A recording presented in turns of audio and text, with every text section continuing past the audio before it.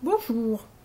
Après avoir expliqué comment monter une bordure, donc en récupérant des mailles sur la bordure, je vous ai expliqué et j'ai fini de tricoter ma bordure. Maintenant vient le temps de la rabattre et d'aucuns penseront que si je la rabats tranquillement, vu qu'elle est pas comme ça mais bien comme ça, si je la rabats toutes les mailles, elle va être trop gondolante pour faire une belle bordure.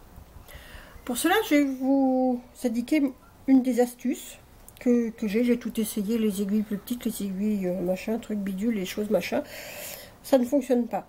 Alors j'ai appris, je me suis dit, je vais faire comme d'habitude, c'est-à-dire qu'en fait, on est d'accord, on tricote ces mailles comme il faut et on rabat au fur et à mesure. Sauf que, donc ici 2 mailles en droit, donc je vais les rabattre bien sûr à l'endroit, et j'arrive ici à mes mailles en vert. Ici j'ai tricoté les 2 maillons verts. Donc ici je vais en tricoter qu'une seule. Et je rabats. Je tricote 2 maillons droits.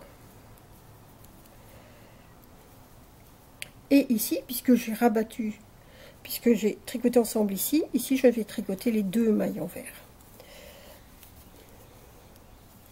Et je rabats maillon vert. Et je rabats les 2 maillons droits.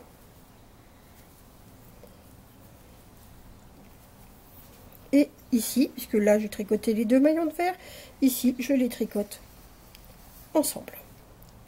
D'où l'intérêt, bien évidemment, de rabattre sur l'endroit. Je vous explique, je vais reprendre sur ce que j'ai déjà fait. Ici, les diminutions sur l'envers sont visibles. Alors que si on va sur l'endroit, ma bordure ne gondole pas, elle se tient bien, elle est toujours élastique, impeccable, et les diminutions ne se voient que si l'on fait attention.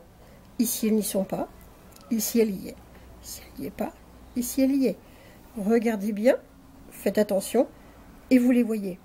Mais si vous ne faites pas attention et si vous ne le savez pas, elles ne se voient pas. Par contre, la bordure tient bien. Voilà.